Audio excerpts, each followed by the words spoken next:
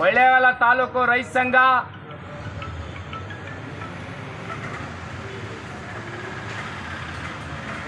CESCOM ಇಲಾಖೆ ಮುಂಭಾಗ ಒಂದು ಚಳುವಳಿಯನ್ನು ಹಮ್ಮಿಕೊಂಡಿದ್ದೀವಿ. ಇದರ ಉದ್ದೇಶ ಇಷ್ಟೇ. ಈಗಾಗಲೇ ಬೇಸಿಗೆ ಕಾಲ ಶುರುವಾಗಿದೆ.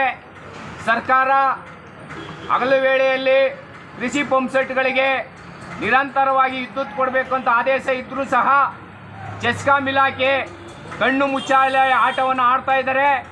ಯಾಕಂದರೆ ಒಂದು ಕಡೆ 7 ಗಂಟೆ ಕೊಡ್ತೀವಿ ಅನ್ನೋದು ಸರಿಯಾಗಿ ಕೊಡೋಂಗಿಲ್ಲ, ಇನ್ನೊಂದು ಗಂಟೆ ರಾತ್ರಿ 4 ಗಂಟೆ ಕೊಡೋದು, ರಾತ್ರಿ ಹಗಲ್ತೆ 3 ಗಂಟೆ ಕೊಡೋದು.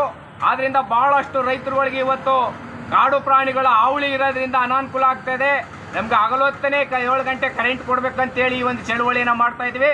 ಮತ್ತು ಏನು ಅಕ್ರಮ ಸಕ್ರಮ ಯೋಜನೆ ಅಡಿಯಲ್ಲಿ ರೈತರು ಈಗಾಗಲೇ ಹಲವಾರು ಜನ ರೈತರು ತಮ್ಮ ಹಣವನ್ನು ಕಟ್ಟಿ ನೋಂದಣಿ ಮಾಡ್ಕೊಂಡಿದ್ರು ಸಹ ಅವ್ರಿಗೆ ಸರಿಯಾದ ರೀತಿ ಟಿ ಸಿಗಳು ಕೊಡದೆ ಓವರ್ಲೋಡ್ ಆಗಿ ಟಿ ಸಿಗಳೆಲ್ಲ ಹಾಳಾಗ್ತಾ ಇದೆ. ಹಾಳಾದಂಥ ಸಂದರ್ಭದಲ್ಲಿ ಸರಿಯಾದ ಸಮಯಕ್ಕೆ ಟಿ ಸಿನೂ ಕೊಡ್ತಾ ಇಲ್ಲ. ಮತ್ತು ಜೋತ್ ಬಿದ್ದು ಈಗಾಗಲೇ ತಮ್ಗೆ ಗೊತ್ತಿರ್ಬೋದು, ಪದೇ ಪದೇ ನಾವು ಚಳುವಳಿಗಳಲ್ಲಿ ಹೇಳ್ತಾ ಇದ್ದೀವಿ.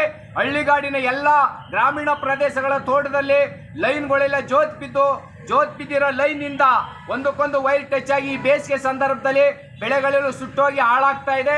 ಏನು ನಿನ್ನೆನೂ ಸಹ ಜಾಗೇರಿ ಗ್ರಾಮದ ವ್ಯಾಪ್ತಿ ಒಳಗೆ ಏನು ಹಳೆ ಕೋಟೆನಲ್ಲಿ ಜೋಳದ ಫಸಲಿಗೆ ಒಂದು ವೈರ್ಗಳು ಟಚ್ ಆಗಿ ಬೆಂಕಿಗೆ ಆಹುತಿ ಆಗಿದ್ರು ಸಹ ಈ ಚೆಸ್ಕಾಂ ಇಲಾಖೆ ಇನ್ನೂ ಎಚ್ಚರಿಕೆಗೊಂಡಿಲ್ಲ. ಆದ್ದರಿಂದ ಈ ಚಳುವಳಿನ ಮೂಲಕ ನಾವು ಅವ್ರಿಗೆ ಎಚ್ಚರಿಕೆ ಕೊಡ್ತಾ ಇದ್ದೀವಿ. ಇನ್ನಾರು ಜೋತ್ ಬಿದ್ದಿರ ಲೈನ್ಗಳನ್ನ ಸರಿಪಡಿಸಬೇಕು ಮತ್ತು ಸರಿಯಾದ ಸಮಯಗಳಿಗೆ ಟಿ ಸಿಗಳು ಕೊಡಬೇಕು. ಮತ್ತು ಏನು ಆ ಪರಿಕರಗಳಿಗೆ ಲೆಗ್ ಇರ್ಬೋದು, ಇರ್ಬೋದು, ಇನ್ನೊಂದಿರ್ಬೋದು, ಯಾವುದೇ ಕಾರಣಕ್ಕೂ ರೈತರ ಹತ್ರ ಕೊಂಟುಗಳ ಹತ್ರ ಮಾಡಬಾರ್ದು, ಎಲ್ಲ ಇಲಾಖೆನೇ ಹಾಕಬೇಕು ಅಂತ ಈ ಒಂದು ಒತ್ತಾಯನ ಮಾಡ್ತಾ ಇದ್ದೀವಿ. ಮತ್ತು ಇನ್ನೂ ಸಹ ಏನು ಈಗಾಗಲೇ ನಮ್ಮ ಹಳ್ಳಿಗಳಲ್ಲಿ ನಿರಂತರ ಜ್ಯೋತಿ ಅಂತ ಕೊಡ್ತಾ ಇದ್ದಾರೆ. ಇದು ನಿರಂತರ ಜ್ಯೋತಿ ಅಲ್ಲ, ಇದು ನಿಂತು ಬರೋಂಥ ಒಂದು ಜ್ಯೋತಿ ಆಗಿದೆ.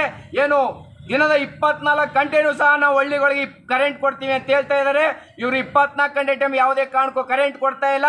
ಏನು ಸಿದ್ದರಾಮಯ್ಯನವರು ಇವಾಗಲೇ ಮನೆಗಳಿಗೆ ವಿದ್ಯುತ್ ಫ್ರೀ ಕೊಡೋದ್ರಿಂದ ಇವರು ಇಷ್ಟ ಬಂದ ಕರೆಂಟ್ ತೆಗಿತಾ ಇದ್ದಾರೆ. ಆದ್ದರಿಂದ ಸರ್ಕಾರ ಇವ್ರಿಗೆ ಸರಿಯಾದ ರೀತಿ ನಿರ್ದೇಶನ ನೀಡಬೇಕು. ಏನು ನಿರಂತರ ಜ್ಯೋತಿ ಕರೆಂಟ್ ಏನಿದೆ ಮನೆಗಳಿಗೆ 24 ಗಂಟೆ ಟೈಮ್ ಕೊಡಬೇಕು ಅಂತ ನಾನು ಈ ಸರ್ಕಾರಕ್ಕೆ ಎಚ್ಚರಿಕೆ ನೀಡ್ತಾ ಇದ್ದೇವೆ. ಮತ್ತು ಈಗಾಗಲೇ ಇವ್ರುಗಳು ಸರಿಯಾದ ರೀತಿ ಲೈನ್ ಮ್ಯಾನ್ಗಳು ಇನ್ನೂ ಸಹ ಕೇಂದ್ರ ಸ್ಥಾನದಲ್ಲಿ ವಾಸ ಮಾಡ್ತಾ ಇಲ್ಲ.